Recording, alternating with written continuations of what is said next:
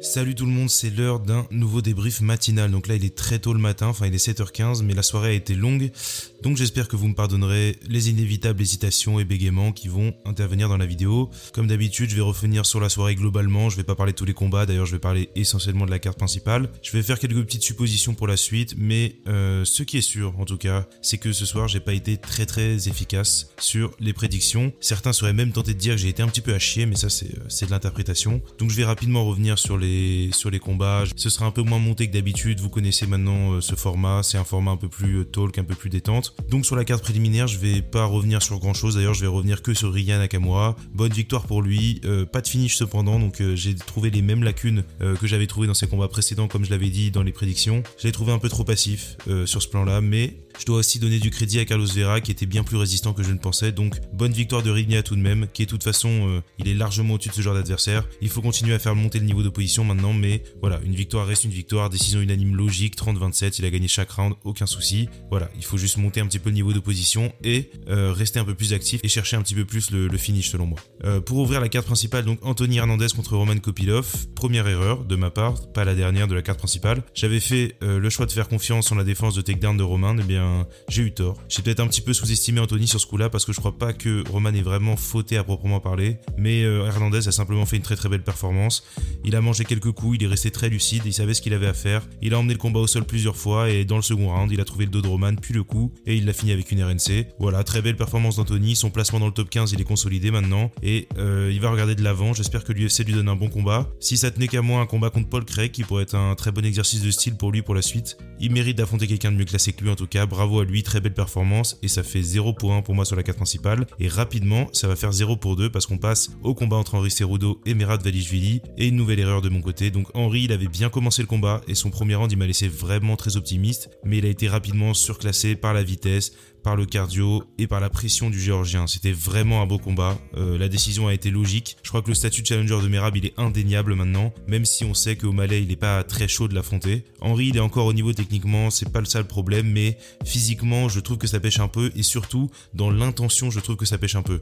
Merab il a une façon de dépecer ses adversaires qui est vraiment brutale, lutte en chaîne, grosse boxe, il a réussi à emmener Henry au sol et puis il y a forcément ce moment qui va tourner, il y a ce power slam qui est vraiment un moment qui va rester dans les esprits. C'est un champion olympique en face quand même, il faut le rappeler, et là Merab il l'a un peu fait passer pour son enfant quoi. Donc Merab il est maintenant sur une série de 10 victoires, ses 3 derniers adversaires c'est José Aldo, Petr Yan et Henry Cerudo, c'est assez fou comme série. Je crois qu'il commence doucement à devenir un favori de la foule, dans le sens où même si son style il est pas toujours le plus plaisant à regarder, il essaye toujours d'introduire un certain niveau de divertissement dans tout ce qu'il fait, et ça c'est franchement appréciable. J'espère que Sean O'Malley va battre Marlon Vera lors de l'UFC 299 et qu'ils vont faire ce combat. Merab mérite sa chance au titre et surtout il mérite un gros combat puisque il a accepté d'affronter tout le monde et il aurait peut-être même pu mériter directement un combat pour le titre avant ce soir, mais là voilà, pour moi il est indéniable. D'ailleurs ce serait un petit peu ironique qu'il remette non seulement en jeu la ceinture mais aussi la veste rouge que Merab lui avait volée quand il était venu se confronter à Aljamain Sterling, ce serait assez drôle.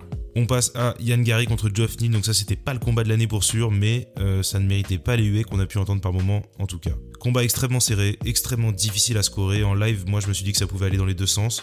Finalement, ça allait dans le sens de Ian Gary comme je l'avais prédit. Donc là voilà, enfin j'ai pu respirer, j'ai évité les 0 pointés. Mais je dois dire qu'il va falloir que je regarde le combat une nouvelle fois parce que c'était vraiment très serré. D'ailleurs, je pense que Geoff Neal va regretter les phases de clinch stériles parce que au niveau des juges, je pense que c'est le genre de choses qui jouent un peu contre lui dans un combat très serré. Ce que je veux dire par là, c'est que dans des combats très proches comme ça, j'ai toujours l'impression que les juges se tournent vers le combattant qui essaye de garder le combat actif. Mais même si Yann a pas vraiment éteint le combat et a gardé le combat actif, j'attendais quand même plus d'agressivité de sa part. J'ai trouvé qu'il laissait trop l'initiative à Neal par moment et Geoff il a été malin là-dessus, il a été méthodique, il a essayé de rendre le combat brouillon comme il devait le faire d'ailleurs. On a senti qu'il a eu un petit peu de mal à le cadrer quand même. L'Irlandais il choisit bien ses moments, il n'y a pas à dire, il combat pour gagner, ça peut sembler étrange à dire mais c'est pas le cas de tout le monde. Ce que je veux dire par là c'est qu'il combat pour gagner au point. Il choisit bien ses échanges, il est intelligent, on sent qu'il a voulu profiter de sa taille avec ses genoux à répétition qui étaient vraiment très bien maîtrisés d'ailleurs, il n'y a pas à dire. Comme prévu, il a gardé le combat à distance et il a touché ce qu'il avait à toucher pour gagner. En live, selon moi, Neal prend le premier round et Gary les deux suivants, donc c'est le second round qui est décisif selon moi, c'est lui qui est serré. Il va falloir que je le regarde de nouveau pour me faire un avis définitif. Pour ce qui est de la suite, Ian Gary, il a demandé à combattre Colby Covington, c'est malin comme call-out, il n'y a pas à dire. Covington, il a eu l'air très emprunté contre Edwards et de toute façon, il reste que des tueurs devant lui dans le classement, donc il va fallait bien faire un choix. Surtout, c'est un combat qui fera parler médiatiquement parce qu'on peut déjà être certain que Covington va arriver avec des folies à dire sur Gary et sur sa femme. C'est peut-être même le seul adversaire qui pourrait rendre Ian Gary sympathique. Et quoique ça marche peut-être pour Covington d'ailleurs dans l'autre sens aussi, donc voilà. Moi c'est un combat qui me plaît personnellement, que j'aimerais bien voir. Après on sait que Covington c'est pas vraiment un combattant réputé pour prendre des risques, donc à voir ce qu'il va décider de faire, mais si ce combat se fait, ça peut facilement être un co-main event d'un pay-per-view. On sait que Gary veut combattre sur la même carte que Conor, il l'a répété plusieurs fois, donc qui sait. On passe au co-main event de la soirée, donc Paulo Costa contre Robert Whittaker, et même si j'ai eu raison sur le pronostic, j'ai eu tort d'une certaine façon. Ce que je veux dire par là, c'est que Robert Whittaker a bien battu Paulo Costa par décision comme je l'avais prévu, mais ça ne s'est pas du tout passé comme je l'avais prédit. C'était un combat exceptionnel, un très beau combat, c'était de loin la meilleure performance de Paulo Costa selon moi. Il est arrivé prêt, rapide, saillant, et surtout il est arrivé très durable. C'était une vraie guerre, 100% de striking, ça s'est rentré dedans du début à la fin, regardez-le si vous l'avez pas fait, et même si Robert a gagné assez confortablement selon moi, Paulo a eu ses moments. Évidemment, ce coup de pied retourné à la tête à la fin du premier round m'a donné des sueurs froides. D'ailleurs, athlétiquement, c'est assez fou qu'un combattant de la stature et du physique de Paulo soit capable de faire ce genre de choses. Il a probablement gagné le premier round aux yeux des juges avec cette action d'ailleurs, alors qu'il le perdait assez largement jusque-là. Même si on a senti qu'il ralentissait dans le second et dans le troisième, il est resté compétitif tout le long. Il a continué à faire mal à Robert malgré tout. Bref, ce qui a marché pour Whittaker, c'est qu'il a complètement décimé la jambe d'appui, la jambe gauche de Costa. J'ai pas de stats sous le coude, mais il a vraiment insisté sur cette jambe d'appui et ça a vraiment affecté la mobilité du Brésilien sur la seconde portion du combat.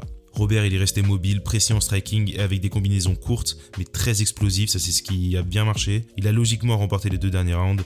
Respect aux 2 hommes parce qu'ils ont tout laissé dans l'octogone. J'attendais Paulo bien moins frais et percutant que ça, il m'a très agréablement surpris. Maintenant, j'espère que l'UFC va le programmer contre Nassourdine Imavov. Je le dis maintenant, mais il y a un monde où ça pourrait être même un combat principal d'un UFC à Paris. Pour Robert, voilà, il est de nouveau dans le mix d'un combat à la ceinture avec cette victoire, ou du moins il se place pour un très gros combat. Il y a plusieurs affrontements qui pourraient avoir du sens pour lui, ça va dépendre un peu de qui est choisi pour la première défense de titre de Dricus. Je pense que c'est cette annonce qui va débloquer toute la division. Très gros combat en tout cas, un des meilleurs depuis le début de l'année à n'en pas douter.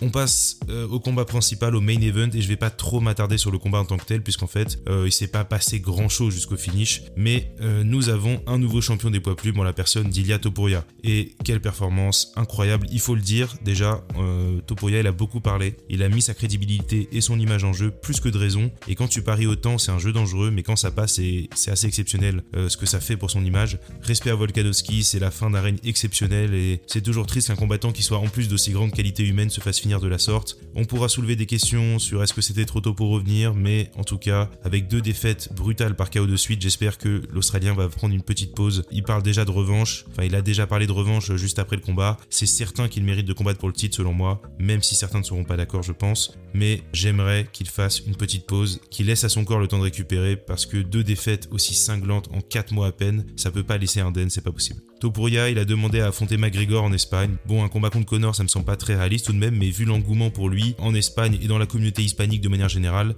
je serais pas étonné qu'un numéroté ait lieu là-bas cette année, honnêtement. On sait qu'il parle beaucoup de combattre à Santiago Bernabéu, donc le stade du Real Madrid pour ceux qui ne suivent pas trop le foot. Et je dis pas que ça a du sens, mais c'est une vraie possibilité selon moi. Au niveau de son adversaire, soit ce sera Alexander Volkanovski s'il est prêt et surtout s'il est médicalement apte à recombattre aussitôt, ou sinon il y a vraiment plusieurs options chez les poids plumes pour le coup. Il y a beaucoup de combats frais pour Ilia Topuria. Max Holloway combat à l'UFC 300, mais il mérite une nouvelle chance à la ceinture depuis quelques temps. Yair Rodriguez et Brian Ortega s'affrontent la semaine prochaine et le vainqueur de ce combat sera en bonne posture. Ou sinon il y a bien sûr Movsar Evloev qui est toujours invaincu et qui semble destiné à un très gros combat après sa victoire contre Arnold Allen. Un peu plus lointain, mais pourquoi pas. Il y a Aljamain Sterling qui va faire ses débuts en poids plume contre Calvin Kattar, on sait jamais. Voilà. Quoi qu'il en soit, très grosse performance de Topuria. Il a pas volé sa ceinture et je crois qu'on a vraiment assisté à la naissance d'une star ce soir. Donc dites-moi ce que vous avez pensé de la soirée en tant que telle. Je pense que c'était plutôt une bonne soirée. La carte préliminaire était quand même pas folle, mais la carte principale était vraiment de qualité. J'ai vraiment pas été bon cette semaine moi sur les pronos et sur la façon dont je voyais le combat. J'ai pas encore regardé les résultats de la Ligue Verdict, mais peut-être qu'il y a un petit prodige parmi vous. Je sais qu'il y a un frérot chez les copains de MMA Propagande qui a fait un 5 sur 5 ce soir. Voilà, donc je crois que c'est Yuri, mais voilà, si jamais allez checker MMA Propagande d'ailleurs, c'est une très bonne chaîne qui fait des très bonnes choses. Et voilà, n'hésitez pas à me donner votre avis sur la carte en tant que telle, sur vos surprises, vos attentes, qui est-ce que vous voyez pour qui à l'après, et voilà, bonne soirée, bonne journée à tous. Moi je vais essayer de finir le montage le plus vite possible et d'aller dormir en tout cas, et on se reparle bientôt, salut tout le monde.